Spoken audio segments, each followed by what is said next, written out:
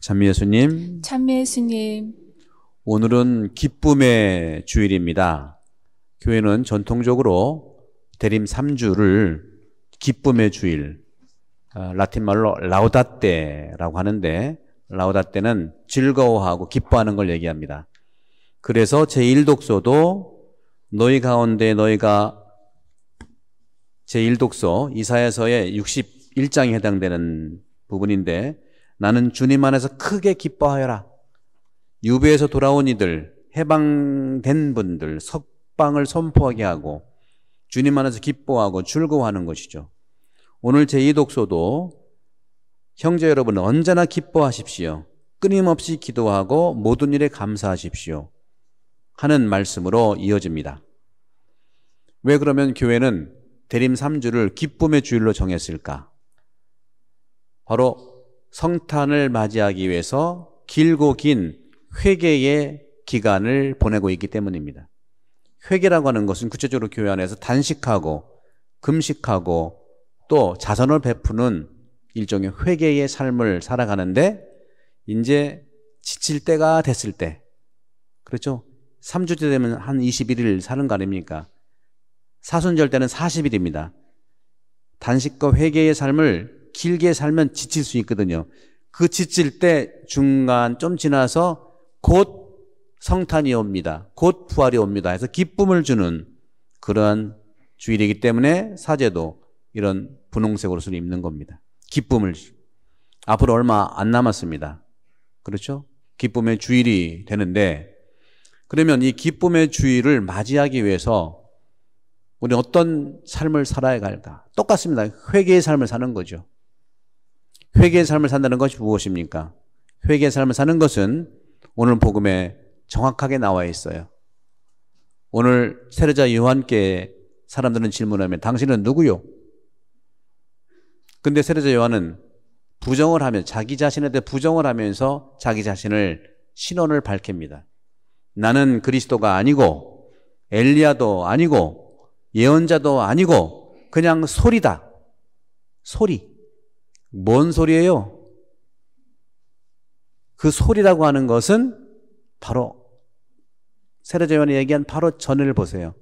너희들은 주님의 길을 곧게 하여라 하는 그 소리라는 거죠. 회개의 소리를 선포하는 게 세례자 요한이에요. 난 소리일 뿐이다. 회개하라는 말, 그 소리일 뿐이다. 그 소리가 바로 이사야서 40장 3절에 나오는 유배 갔을 때, 이스라엘 백성들이 바빌론 유배 갔을 때 회개하지 않았기 때문에 유배 갔다는 그러한 회개의 삶을 통해서 주님께 돌아오는 겁니다. 너희는 주님의 길을 곧게 하여라. 이 곧게 하는 게 바로 회개예요. 그러니까 유다인들이 보낸, 바리사이들이 보냈기도 하죠. 물어보는 거예요. 그런데 왜 당신은 예언자도 아니고 아무것도 아닌데 왜 세례 왜 주시오? 세례를 왜 줄까요, 여러분들? 세례자 요한이 왜 세례를 왜 줘요? 곧게 하기 위해서 세례를 베푸는 겁니다. 세례는 구겨진 인생을 살았다면 이제는 곧게 살아가는 것이 세례예요. 물로 나는 세례를 주겠지만, 그 다음 말 표현이 굉장히 중요합니다. 그런데 너희 가운데에는 너희가 모르는 분이 서 계신다. 나는 주인공이 아니야. 내 뒤에 오시겠지만 이미 와 계신 여러분 주변에 이미 가운데 계시는데 너희가 모를 뿐이야. 여러분들 곧게 하는 삶을 통해서 여러분 가운데에 계시는 주님을 영접하십시오. 찾아가서 반기십시오. 기뻐하십시오. 그것이 세례입니다. 구체적으로 표현을 한다면 그 세례라고 하는 것은 주님의 길을 곧게 하는 것이고, 결국은 내가 매번 우리가 미사 때 계속 반복합니다. 참회의 기도를 할 때 네타시오를 하면서 세 가지를 얘기하죠. 죄를 진 것을 정말 통회한다는 거. 생각과 또 뭐죠? 말과 그다음 뭡니까? 행동. 세 가지를 곧게 하는 것이 세례의 삶을 계속 사는 거예요. 한 번의 세례로 그전의 세례의 죄가 사해지지만 계속해서 반복된 삶을 통해서 또 죄라고 하는 것은 꿈틀거리고 나를 유혹하는 겁니다. 꿈틀거리고 나를 유혹하는 것에서 어디에서 꿈틀거리고 나올까요? 생각에서 나오는 거예요. 어떤 생각? 나쁜 생각. 좋은 생각은 괜찮아요. 나쁜 생각. 그리고 나쁜 생각에서 나왔던 나쁜 말, 나쁜 행동, 이게 죄를 짓는다는 것이죠. 따라서 우리가 매번 메타쇼를 하면서 나쁜 생각과 나쁜 말과 나쁜 행동이 죄라는 겁니다. 여러분들, 대림 시기를 회개의 삶을 산다고 하는 것은 구체적으로 지금 여러분들이 곧게 하기 위해서 지금 서 계신 분들이 회개의 삶을 지금 준비하고 있는 겁니다. 사제를 통해서 주님께 자신의 곧지 못했던 것, 나쁜 생각했던 것, 그 다음에 나쁜 말 했던 것, 또 나쁜 행동했던 것을 있는 그대로 사제를 통해서 주님께 고백하는 그것이 주님의 길을 곧게 하는 거라는 것이죠. 습관적으로 성사를 보는 것이 아니라 우리가 부활 때도 성사를 못 받고 1년 동안 성사를 보고 싶어도 못한 이 지점, 얼마나 감격스럽습니까? 그것이 바로 기쁨의 주일인 오늘 여러분들에게 초대되는 말씀입니다. 그러면 주님의 길을 곧게 하는 세례성사, 그리고 세례성사를 계속 연장하는 참회의 길, 통회, 보석, 그리고 보석을 통해서 결심하는 것, 다시는 죄를 짓지 않겠다는 결심하는 것, 이것들이 일상생활 속에서 반복되고 조금씩 나아지는 은총을 받는 겁니다. 그렇기 때문에 이 통회의 삶, 회개의 삶의 가장 바닥이 되는 자세와 태도는 겸손이에요. 세례자연 보세요. 당신 누구요? 했더니 나는 주인공이 아니고 솔인데 바로 내 뒤에 오실 분이시지만 나는 그분의 신발끈을 풀어드리기에도 합당하지 않다고 얘기합니다. 겸손이야말로 주님의 길을 똑바로 만드는, 곧게 하는 회개의 삶이라는 거죠. 겸손은 나를 구원하고 우리 가족도 구원하고 이 세상을 구원합니다.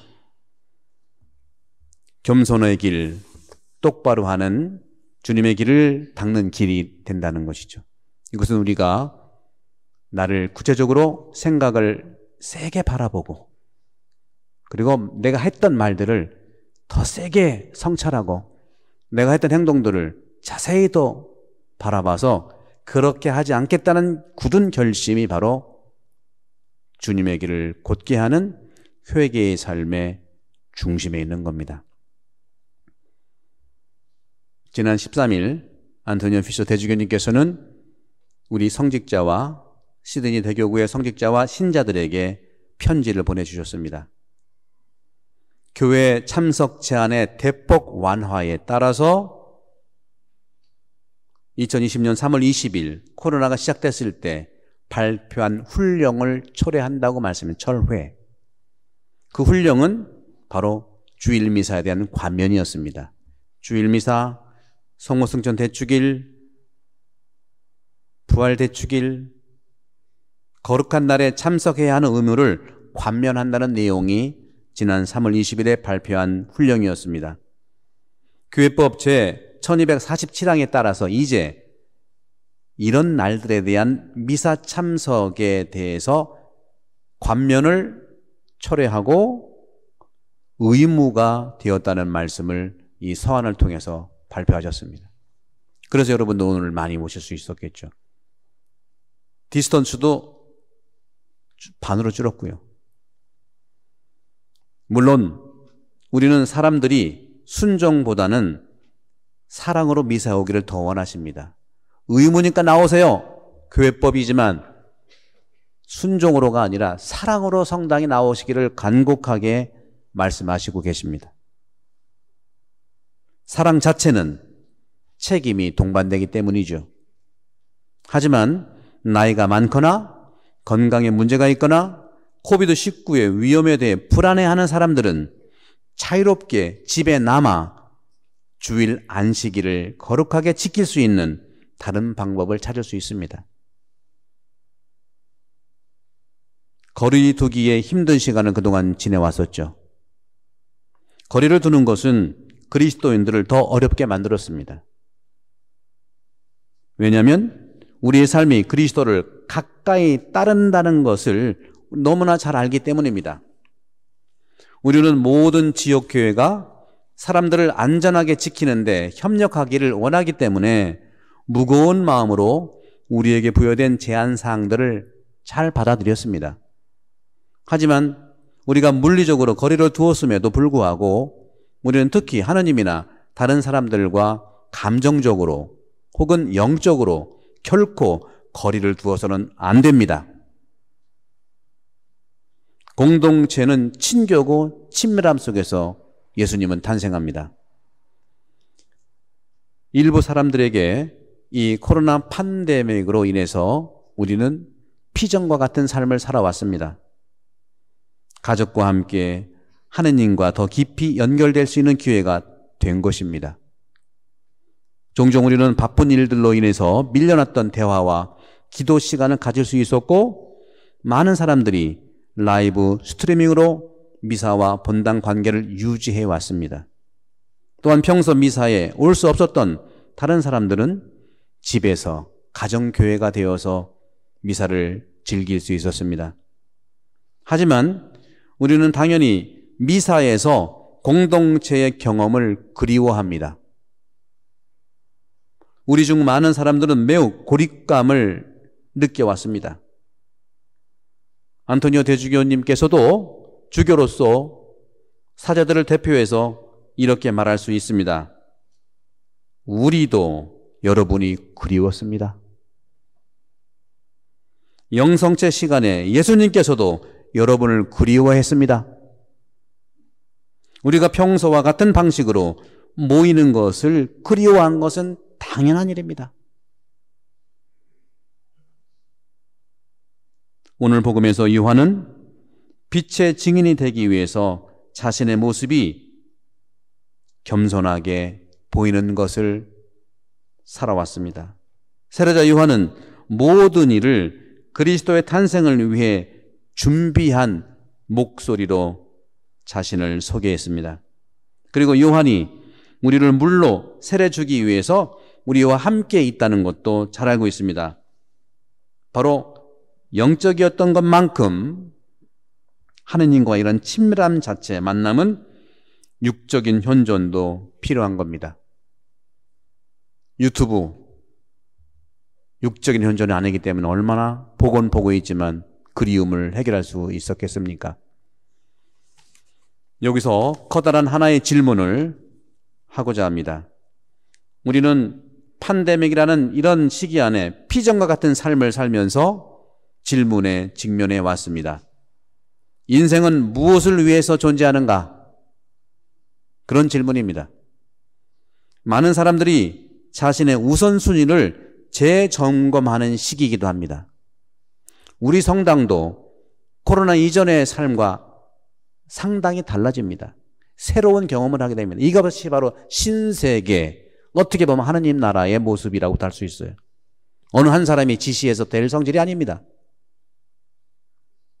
예수 그리스도께서도 기본 방향만 설정했지 그 방향에 대한 탐구는 우리 모두가 함께 나눴습니다.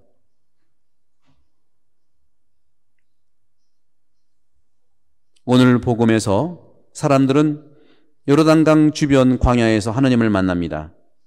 그들은 하느님의 예언자 요한의 말을 너희는 주님의 길을 곧게 내어라 하고 광야에서 외치는 소리로 듣습니다.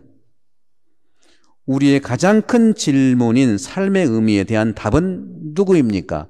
세례자 요한도 아니고 엘리야도 아니고 그 어느 예언자도 아닙니다. 도움은 받았겠죠. 우리 인생 질문의 의미는 바로 예수 그리스도입니다.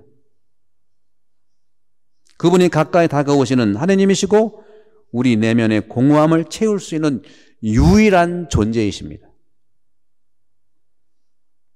코로나19 팬데믹과 공중보건 지침, 명령은 분명 종교에 큰 타격을 입힌 것이 사실입니다. 교회는 잠시 문을 닫았고 다시 여는데 보통 참석자의 3분의 1, 4분의 1이 참석하는 정도밖에 안 됐습니다. 지난주까지 평소에 우리는 2,000명의 교우가 왔는데 500명 정도 왔습니다. 4분의 1로 줄었어요. 우리같이 큰 성당은 더 그렇습니다. 로컬 성당은 3분의 1 반 정도 오시는데 우리는 전 시드니 전역에서 와야 되기 때문에 그렇습니다. 많은 사람이 라이브 스트리밍으로 미사에 참여했고 일부는 온라인으로 봉헌도 했습니다. 하지만 다른 이들은 떨어져 나갔고 헌금도 갑자기 줄었고 교무금도 확 줄었고 이제는 정상으로 돌아갈 때라고 안토니오 대주교님은 강조하십니다. 하지만 그것은 새로운 정상일 수 있습니다. 새로운 정상이에요. 코로나 이전과 비교해서 낙심할 필요가 없습니다. 낙심해서 해결될 일이 아니죠.